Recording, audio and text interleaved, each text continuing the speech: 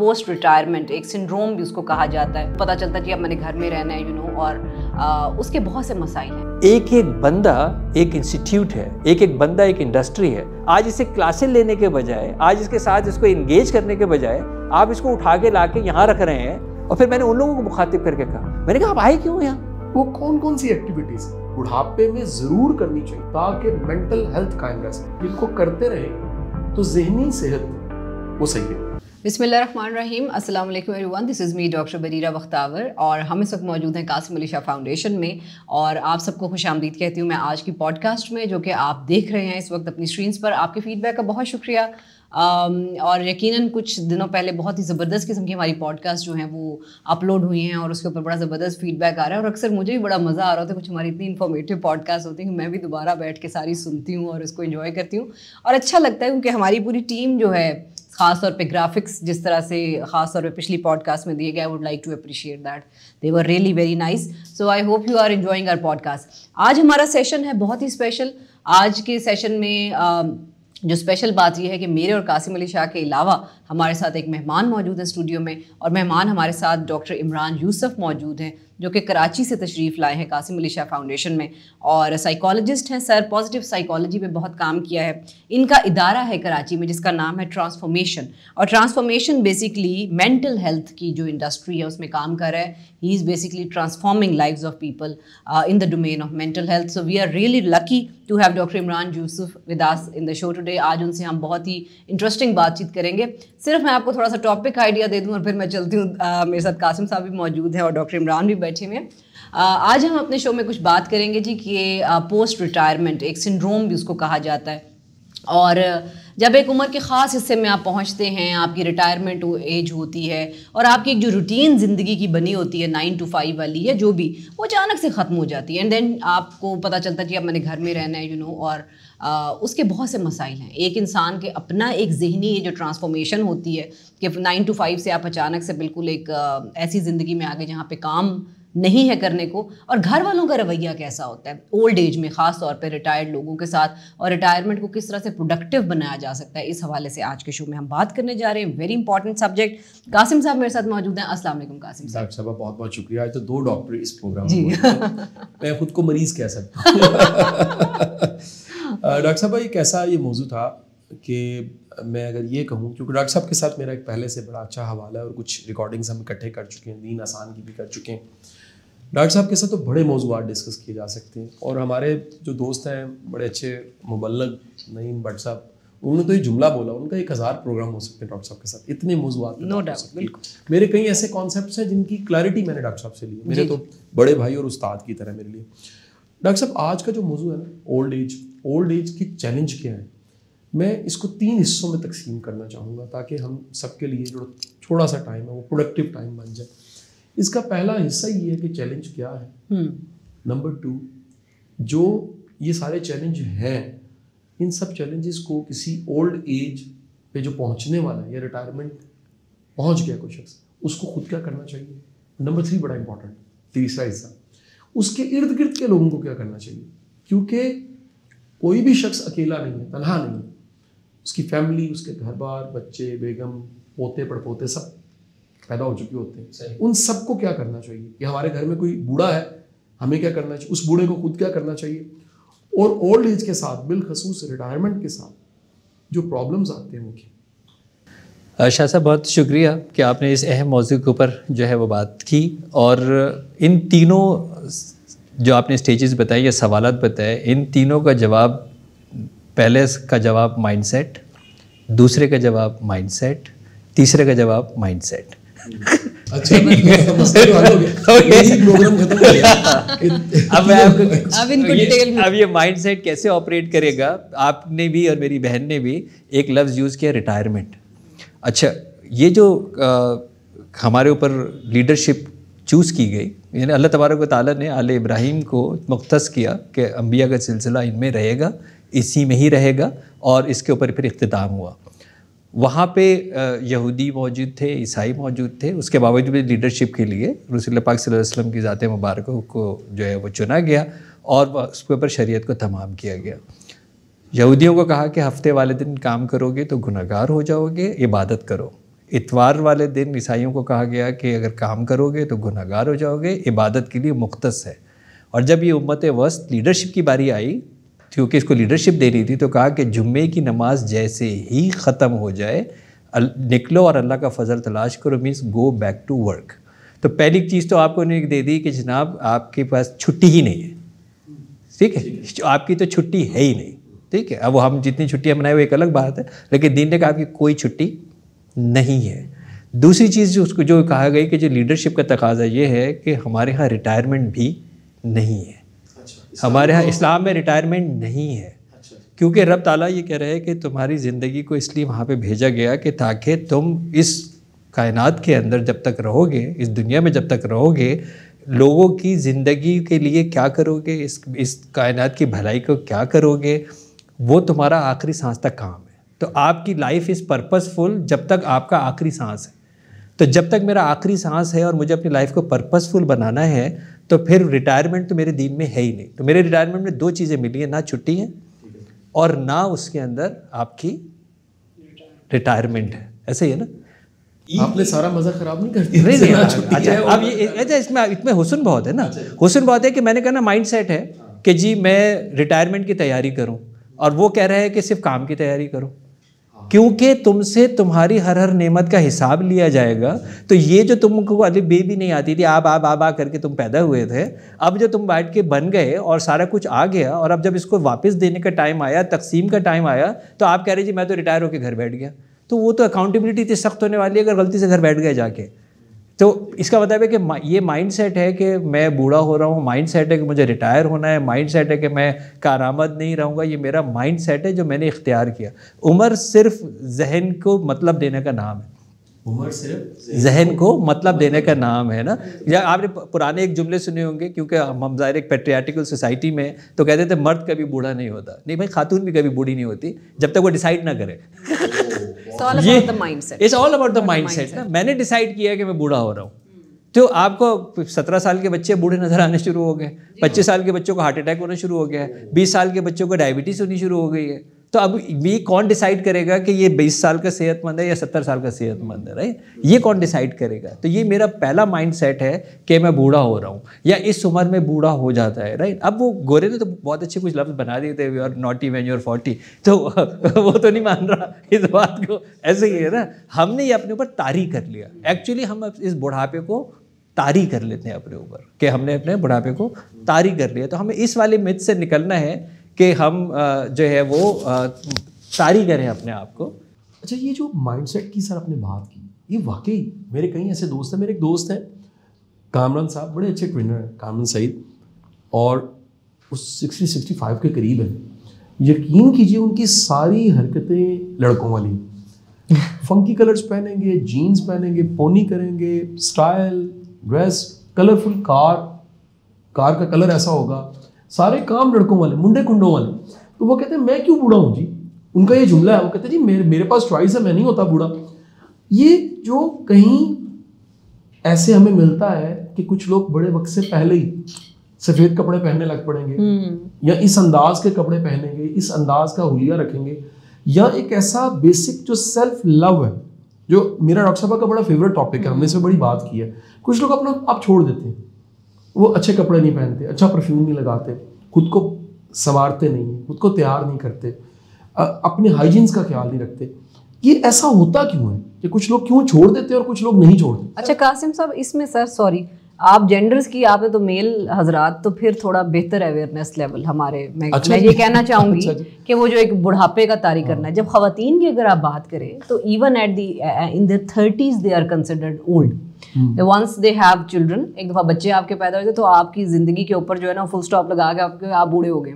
ये mindset again जैसे आप बात करें तो दिस माइंडसेट आल्सो प्रिवेल, तो बोथ जेंडर्स के लिए, जैसे कासिम साहब ने बात की, और for women also. So what would you like? आपकी बात बिल्कुल दुरुस्त है बेटा, कि जो ख़वातीन मेनोपॉज से जब गुजरती हैं तो उसके बाद उनको लगता है कि ज़िंदगी अब ख़त्म हो गई है। अच्छा, इसके अंदर कुछ कंडीशनिंग ऐसी है जो इन्वायरमेंट वालों की है। आपने वो वाला जिक्र नहीं किया, आई डोंट नो आपके प्रोग्राम की नौयत की वजह से, कि वो मियाँ बीवी अलग अलग क्यों सो रहे हैं, अलग अलग कमरों में क्यों सो रहे हैं, आपस में बैठ के बात क्यों नहीं करेंगे, बच्चे क्या कहेंगे, अरे बच्चे बड़े हो गए, अरे भाई आप तो शुक्र करो कि बच्चे बड़े हो गए और बालिग हो गए। आपके फ़राइज़ जो थे वो जब तक थे जब तक बच्चे बालिग हों। अब जब वो बच्चे बालिग हो गए और आपने ऐसा तरीके से अपने फ़राइज़ पूरे कर दिए तो अब तो एंजॉय कर लो। जो अभी आपने अपने दोस्त की बात बताई, अब तो आप एंजॉय करो। यानी मैं कह रहा हूँ कि जी क्या दीन ने रोका है, क्या दुनिया ने रोका है? नहीं, मैंने खुद अपने आप को रोक लिया। मैंने अपने ऊपर, ये तारी है ना, माइंडसेट क्या कह रहा हूँ, खुद तारी है भाई। मैं अगर बड़ा हो गया हूँ जो भी 50-55 साल का, तो मुझे अपनी बीवी का हाथ नहीं पकड़ना चाहिए। क्यों नहीं पकड़ना चाहिए? अच्छा, ये बहू देख रही है तो देखे, ताकि वो भी पकड़े ताकि मोहब्बत हो। तो भाई आप इसको करके बताएंगे बेटा ये बिल्कुल सही है, ये बिल्कुल सही है। अरे हमारे ख्याल ये है कि नहीं अब बड़े हो गए ना, कुछ तो जो है वो करो, अब तो अल्लाह के पास जाने का वक्त है। अच्छा आपको पता है कि मुझे पता है क्या जाने का वक्त है भाई। कोई 5 साल में चला जाता है, कोई 55 साल में चला जाता है, कोई 95 साल में नहीं जाता, ये अल्लाह को पता है। अच्छा अल्लाह ने कब ये कहा, अल्लाह ने कब ये कहा कि इस उम्र के अंदर तुम जो है वो खौफ कर लेना, इस उम्र के अंदर तुम ये काम छोड़ देना, इस उम्र में ये चीज़ें कर, ये हमने ना अपने ऊपर खुद सो कॉल्ड तारी किया हुआ है। मैं आपको एक छोटी सी एग्जांपल देता हूँ, हो सकता है आपके वो जो तीसरा हिस्सा है उसका वो पार्ट हो। मेरे पास एक जो है वो नवाब शाह से एक फैमिली जो है वो तशरीफ़ लाई, और वो 3 बहुएँ 3 बेटे माशाल्लाह, उनका बड़ा जो है वो था। और कह लेंगे कि ये डिप्रेशन के अंदर चली गई हैं और अब समझ नहीं आ रहा कि हम क्या करें, दवाई नहीं खाती हैं, चीज़ें नहीं खाती हैं। अब वो मेरे पास तशरीफ़ लाई, वो आके बैठी, तो पहले मैंने कहा कि अच्छा आप सब बाहर चले जाएँ ताकि मैं आंटी से बात कर लूँ। मैंने कहा अम्मा ये क्या पेश हो गया कि आपको इतनी दूर से नवाब शाह से यहाँ लेके? अरे इन बहुओं ने ना मुझे जो है वो बिठा दिया, मेरे घुटने जुड़ गए, ये मुझे उठने नहीं देते, ये काम नहीं करने देते। ठीक है बेटा, मेरा एक इख्तिदार था, मेरा एक घर था, मैं किचन में फ़ैसले करती थी, लोग आते थे, मैं तो अहमियत करके इन्होंने ना मुझे कमरे के अंदर बंद कर दिया।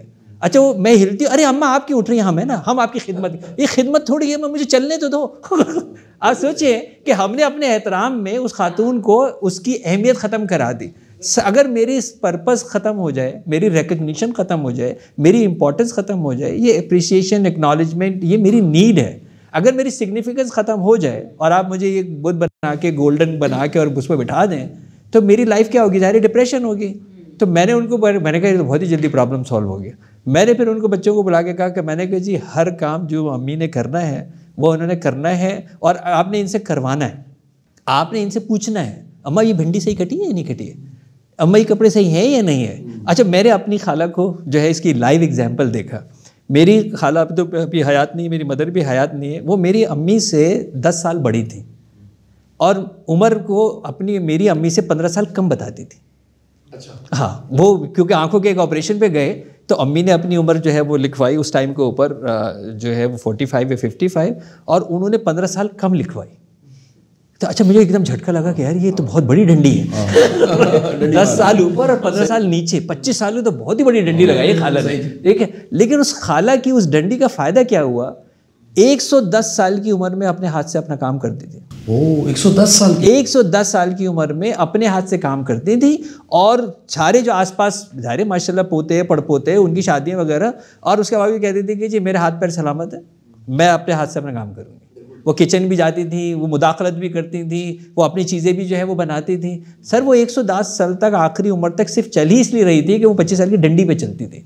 यानी मैं जिस दिन रियलाइज़ करूँगा कि मैं 25 साल कम हूँ ना, तो मैं अभी से वो चलूँगा, लेकिन मैं रियलाइज़ करूँगा कि मैं 25 साल बड़ा हूँ तो ऑब्वियसली मेरे कंधे वैसे ही झुक जाएंगे। तो इट्स अ माइंड सेट कि जब आप अपने आप को प्रोग्राम करते हैं कि जी मैं भी कर सकता हूँ, मैं क्यों नहीं कर सकता हूँ। तो आप बिजनेस में उठा के देख लीजिए, आप बड़े बड़े ब्रांड्स उठा के देख लीजिए, कब स्टार्ट हुए, क्यों इतने फ्लरिश जो है वो कर गए। उसने कहा जी इसका क्या ताल्लुक है, इस बात से जो है वो क्या ताल्लुक है। तो ये जो 2 हमारे जो माइंड सेट थे पर्टिकुलर, और फिर दूसरे लोगों को ज़रूरत से ज़्यादा जो है वो कर दिन। अभी एक और मैंने इसी तरह काउंसलिंग की थी, तो उसके अंदर मैंने खातून खाना को कहा कि जी अब आपके पास टाइम आ गया है कि अल्हम्दुलिल्लाह आप आज़ाद हो गई, बच्चे घर हो गई, जितनी क्या फैंटेसीज थी मुझे बताए। उन्होंने कहा जी मैं ये करना चाहती थी, मैं ये करना चाहती थी, मैं यूँ सेंटर बनना चाहती थी, मैं ये वाला कोर्स करना चाहती थी, मैं ये पेंटिंग सब कुछ। तो वो उनके साथ उनके शौहर भी आए हुए थे। मैंने कहा जी अल्हम्दुलिल्लाह आपके पास पैसों की तो कमी है ही नहीं, तो अब इसका मतलब ये कि इनका जो दिल चाहे करें। अच्छा वो खातून इस वक्त माशाल्लाह पूरे बाहर आ गई उस सिचुएशन से, जिस सिचुएशन में आई थी उससे बाहर आ गई, पर्पसफुल हो गई बिल्कुल। मतलब वो अब वो बच्चे उन्होंने मेरे दोस्त थे, उन्होंने अपने बच्चों के ज़रिए कहा कि डॉक्टर साहब का घर पे एक सेशन रखो। अब वो बच्चे आके यही वाली कहानी कहते हैं, अम्मी हर वक्त बिजी रहती हैं, अम्मी हर वक्त जो है वो वक्त नहीं देती, अम्मी ये करती हैं, अम्मी थक जाएंगी, अम्मी बीमार हो जाएंगी। मैंने कहा थक रही हैं, ये बीमार हो रही हैं, और मैंने कहा तुम्हारा क्या ताल्लुक है? अच्छा वो बच्चे थोड़े, मैंने कहा none of your damn business. बिल्कुल सही बात। आप अपने घर में हो। अच्छा मेरे ज़हन में एक बात आ रही है डॉक्टर साहब, आप शायद इस जाविये से हम सब सोचें, इस समाज के साथ भी कोई प्रॉब्लम है।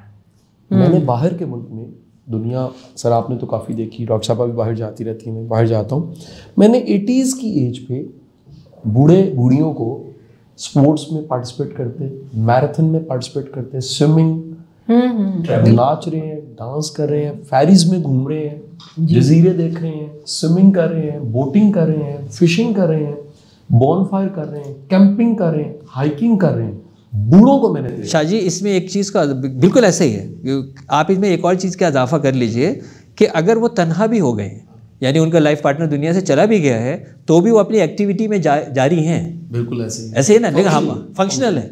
हमारे यहाँ तो जीने ही नहीं देते। हमारे तो सबसे बड़ा मसला है ना कि उसको तो जीने ही नहीं देते। कल्चर का प्रॉब्लम है ना यहाँ पर, ये कल्चर जल्दी नहीं बूढ़ा करते। नहीं, ये बोरोड कल्चर। अच्छा हाँ, जो हम जिस्म तो यहाँ ले आए, लेकिन अभी बहुत सारी चीज़ें पड़ोस की हमने रखी हुई है ना, ये वो बोरोड कल्चर है।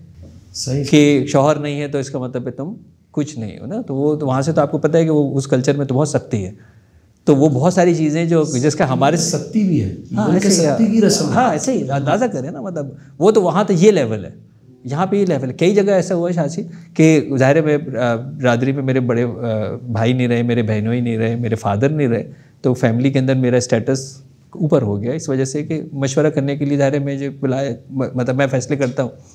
तो कई दफ़ा ऐसा हुआ कि मतलब घर में जब फौतगी हो गई और इद्दत का वक्त आया, तो वो इद्दत बिल्कुल वही वाली थी जो पड़ोसी मुल्क में है यार। तो वो मैंने कहा कि जी ये क्या कर रहे हो यार, इस्लाम तो बड़ा, उस वक्त तो उसको कंपनी की ज़रूरत है, इस वक्त तो उसको इंगेज करने की ज़रूरत है, आप उसको लॉक कर रहे हो। हाँ। ये क्या जो कट ऑफ कर रहे हो यार, वो नहा नहीं सकती, वो ये नहीं कर सकती, वो बाल नहीं बना सकती होते। मैंने क्या हो गया तुम लोगों को यार, इस एक्सट्रीम के ऊपर हम जो है वो चले जाते हैं कि जैसा उसको इन्वेस्टमेंट की ज़रूरत है। और ये जो आपके शुरू में आपने बात की थी कि हम अपने बहुत सारे जो हमारे बड़े बूढ़े हैं, मुझे याद है long island I was travelling, मेरे सेशंस थे, तो उन्होंने एक इसी तरह कहा कि सर हमारे यहाँ आज इनाग्रेशन है और ओल्ड हाउस जो है वो बनाना है, और उसके लिए प्लीज़ आप जो है वो तशरीफ़ लाइएगा। लॉन्ग आइलैंड में गया अमेरिका के अंदर, तो उन्होंने बताया कि ये सारे लोग बैठे हुए हैं और ये कोई 10-15 उस वक्त इनरोल हो चुके थे, और वो बाकी उनका प्रोग्राम था कि हम ये पूरा सेंटर बना रहे हैं ओल्ड होम में। कि मैंने कि क्या करेंगे आप लोग इसके अंदर, तो उन्होंने कहा कि जी ये यहाँ पे ये खेल लेंगे, यहाँ पे नर्स काम कर लेगी, यहाँ ये कोई किताब पढ़ लेंगे, ये वाले जो है काम कर लेंगे। मैंने कहा यार ये एक एक बंदा एक एक यूनिवर्सिटी है, एक एक बंदा एक इंस्टीट्यूट है, एक एक बंदा एक इंडस्ट्री है, इतना एक्सपीरियंस है। ये वो लोग थे जो बहुत जल्दी अमेरिका में चले गए थे, 70s में चले गए थे, सब कुछ उन्होंने बनाया। और मैंने कहा इस वक्त तो ये आपकी 10 किताबों से लेकर 100 किताबों तक वो एक्सपीरियंस नहीं मिलने वाला जो एक बंदे का एक्सपीरियंस है। आज इसको कैश करने के बजाय, आज इसे क्लासेस लेने के बजाय, आज इसके साथ इसको इंगेज करने के बजाय आप इसको उठा के ला के यहाँ रख रहे हैं और ये कह रहे हैं कि हम इसके लिए नर्स का इंतज़ाम कर देंगे और हम पता नहीं इसके लिए चेस का इंतज़ाम कर देंगे। मैंने कहा भाई ये तो यूटिलाइजेशन है। और फिर मैंने उन लोगों को मुखातिब करके कहा, मैंने कहा आप आए क्यों यहाँ भाई, आपके पास ओल्ड एज का बेनिफिट मौजूद है, आपके पास पैसे मौजूद हैं, आपको टैक्स भी नहीं देना, आप यहाँ किस खुशी में तशरीफ ले आए? दुनिया देखें आप जाएं भाई बाहर जाएं और इदारों में जाएं, वॉलंटियर्स जो है वो काम करें, लोगों को ट्रेन करें, अपना तजर्बा बताएं किस तरह आपने, मतलब सारे नॉर्थ अमेरिका में हम समय 0 ही गए थे ना, फिर अल्लाह ने हमें खुशहाल कर दिया। तो मैंने कहा ये एक्सपीरियंस जाके उन लोगों को बताएं ना, क्यों चाह रहे हैं कि बाकी लोग भी यही स्ट्रगल करें। और यही चीज़ हमारे यहाँ भी है, विजडम किताबों की मोहताज नहीं है। हाँ ठीक है, विजडम किताबों के मोहताज नहीं है, तो हमने उनको यूटिलाइज करना है उनके एक्सपीरियंस को। तो ये हमारे यहाँ आलम जो है वो मेरे ख्याल में जागने की ज़रूरत है बड़ों को, जो खुद पे बुढ़ापा तारी करना चाह रहे हैं कि जैसे सो कॉल्ड इससे शराफत आ जाएगी। ये भी एक माइंड सेट है कि अगर मैं भी कंडीशन कर लिया तो ये और बाकी अगर दूसरे मुदाखलत करते हैं सो कॉल्ड आपके कि आपको ये नहीं करना चाहिए, तो आपका जवाब यही होना चाहिए कि आपकी राय मैंने सुन ली है और अमल करना और ना करना मेरा हक है। सही। एक सवाल डॉक्टर बरीरा ने पूछना है, मैंने पहले वो टेलीग्नोसिस के जरिए लगा लिया कि सवाल आने वाला, फिर आखिरी सवाल मेरा। हाँ, सही। नहीं, मैं ही पूछ रही थी कि डुअल साइडेड है। कई घरों में ऐसा भी तो होता है कि पोस्ट रिटायरमेंट, यानी कि जब आपकी एक जॉब का 9 to 5 ख़त्म हुआ, तो टॉक्सिसिटी भी आ जाती है इन एल्डर्स। और फिर they become very toxic with the young members of the family. तो this is also again state of mind, but इसको किस तरह से नहीं, वो खाली बैठे ना। सवाल ये है कि एक आदमी का एक इक़्तिदार था, एक आदमी, जैसे सबसे ज़्यादा मेरे साथ जो प्रॉब्लम आते हैं ना, वो रिटायर्ड लोगों के आते हैं जो कि किसी अथॉरिटी से रिटायर होके आए। साबका लफ्ज़ हज़म करने में बड़ा मुश्किल होती है जी जी जी, कि अब मैं साबिक हो गया हूँ, आर लग गया है मेरे साथ, राइट।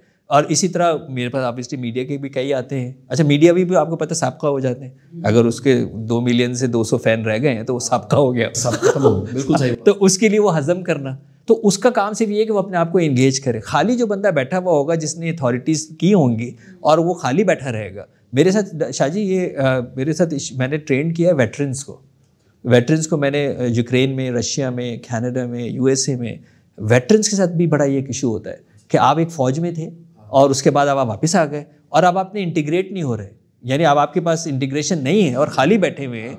तो आप ये सोचें कि और आपको असला भी चलाना आता है,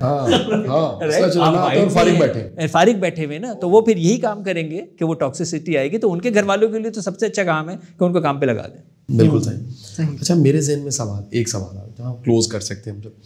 कुछ ऐसी एक्टिविटीज़ पिछले कुछ सालों में मैंने देखी और अपने कई ऐसे अंकल्स हैं मेरे जिनसे मेरा बड़ा प्यार है, लाड है।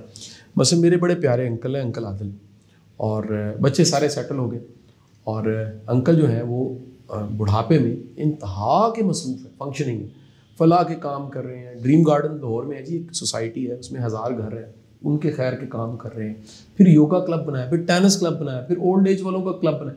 कितनी एक्टिविटीज़ हैं। कुछ एक्टिविटीज़ तो मैं देखता हूँ अपनी आंखों से, लाइक जैसे लोगों ने मस्जिद कमेटी बना ली, कुछ लोगों ने योगा क्लब ज्वाइन किया हुआ, कुछ लोग जो हैं जी वो हफ्तावार कहीं बैठ के खाना खा लेते हैं। हमारे बड़े प्यारे उस्ताद, और मैं समझता हूँ सोसाइटी का उस्ताद बन जाता है ख़ास लेवल पे जाके, मुसन्सर हुसैन तारड़ साहब मेरे घर के पास ही, क्योंकि मॉल टाउन पार्क है, तो उनको मैं देखता हूँ कि वो इतवार सुबह में वहाँ बैठे होते हैं और एक मेला लगा होता है। वो कौन कौन सी एक्टिविटीज़ हैं जो बुढ़ापे में ज़रूर करनी चाहिए ताकि मेंटल हेल्थ कायम रह सके? अच्छा, फिजिकल का तो ऑब्वियस है कि बॉडी को मूव करें, लेकिन कम अज़ कम वो एक्टिविटीज़ 1 2 3 4 5 6 जिनको करते रहे तो जहनी सेहत वो सही रहे। देखिए, सोशल कनेक्टिविटी सबसे इम्पॉर्टेंट है कि मैंने लोगों से बात करनी है। अब वो मुझे फ़ोन पे बात करनी है, अगर मैं चल के नहीं जा सकता, मैं तो हो सकता है पैरालाइज हो गया हूँ तो मुझे चल के नहीं जा सकता, लेकिन फ़ोन पे जाना है। प्लस ये जो वीडियो कनेक्टिविटी है, आप कोशिश करें कि अगर आप फ़ोन के बजाय वीडियो कॉल के ऊपर बात करें, ठीक है। ये आपके लिए जो सबसे इम्पॉर्टेंट ये है कि जो मुझे वीडियो कनेक्टिविटी है। दूसरी चीज़, किसी की फ़िक्र ज़रूर पाल लें, किसी बच्चे की फ़िक्र पाल लें, किसी की फ़िक्र पाल लें कि मुझे उसकी डेली एक्टिविटी की फ़िक्र है, कि मुझे उसको पूछना है कि आज क्या हुआ है, होमवर्क में क्या हुआ, अगर कोई फैमिली है तो उसका क्या हुआ। मतलब मैंने फ़िक्र पालनी है। बकरी पाल लें आपको एक फ़िक्र हर हाल में पालनी है। मेरे पास आज सुबह काम करने का एक रीज़न होना चाहिए, तो वो रीज़न आपने जानबूझ के क्रिएट करना है कि यार ये रीज़न मुझे चाहिए किसी भी हाल में। जितनी मेरे पास अल्लाह ने नेमतें और सलाहियतें दी थी, उस सलाहियतों की कुछ ना कुछ डिस्ट्रीब्यूशन मुझे अपनी फील्ड के अंदर करनी ही करनी है, पे बैक करना है। चौथी चीज़, मेरे लिए आज लर्निंग की कोई ना कोई एक रीज़न होना चाहिए कि मैं नई चीज़ क्या सीख रहा हूँ। बहुत ठीक है, वो चाहे ये इस लेवल की भी हो कि बराबर में शादी हो रही है तो कैसे होगी, और वो कोई नई चीज़ हुई है, कोई नया कुछ हुआ है, कोई नया कारनामा हुआ है, वो आपने ये ज़रूर देखनी है। कुछ वैसे अगर कोई बहुत इसके ऊपर, और इसको चलाने के लिए ये सीधा जो हमारा हिस्सा है ब्रेन का, ये लेफ़्ट को, और लेफ़्ट वाला सीधा इसको ये कंट्रोल करता है। तो आपको चेस ज़रूर खेलना है, आपको ड्राफ्ट ज़रूर खेलना है, आपको मल्टीप्लिकेशन ज़रूर करनी है। ख़वातीन है तो उनको निटिंग, खुदारा वापस चली जाइए। जो लोग निटिंग के अंदर जाएंगे उनको डिमेंशिया नहीं होगा। अच्छा, हाँ, क्योंकि ये दोनों चीज़ों को क्रॉस जो है वो करा रहे हैं, ये क्रॉस जो है वो होगा। तो ये इस तरह के जो पॉइंट है उसके ऊपर अगर आप अपने आप को ये रखते हैं जिस्मानी तौर पे, तो ऑब्वियसली जो भी लाइफ स्टाइल हो गया, जहन के लिए पढ़ना डेफिनेटली जो है वो, अब तो ऑडियो बुक्स का ज़माना आ गया, यूट्यूब का ज़माना आ गया आपने, और अभी भी टाइम टेबल अगर आपने बना लिया, एक तो ना यार अब तो कुछ करना ही नहीं है, तो भाई जब उठे जब दिल करा, वो तो फिर बड़ी हलाकत है। टाइम टेबल मेरे पास ज़रूर होना चाहिए, चाहे एटलीस्ट 3 चीज़ों का टाइम टेबल हो।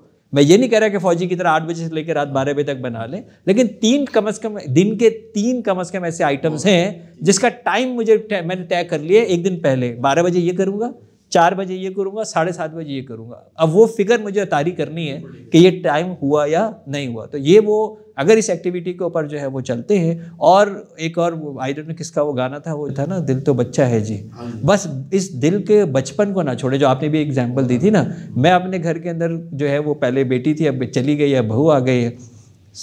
पैक है कि घर मेरा जितना भी डिसिप्लिन हो, जब मेरी गाड़ी घर में दाखिल हो गई तो अंदर एक जुमला आता है कि अब शोर शराबा होगा। यानी अब जो आए हैं ना, अब यहाँ शोर शराब होगा। मोस्ट स्पॉइल्ड बच्चा घर का हूँ मैं मोस्ट स्पॉइल्ड बच्चा हूँ घर का, जिसने कुछ ना कुछ ज़रूर करना है, शोर शराबा करना है, अम्मा को किसी ना किसी के ऊपर डांट पिलवानी है। ऑब्वियसली 90% मुझ पर ही आती है कि ये क्या कर रहे हैं, उधम मचाना है। घर के अंदर रौनक हो गई क्योंकि अब मैं घर में आ गया हूँ। तो ये जब आप इस तरह की एक्टिविटी रखेंगे ना, तो फिर जाहिर है फिर नहीं होंगे ना बूढ़े। और मैं तो नहीं होना चाहता, राइट? मैं तो नहीं आज बता दिया कि बच्चे उनकी शादी हो गई, अगर आप ना बताएं तो डॉक्टर साहब कॉलेज बॉय लगते।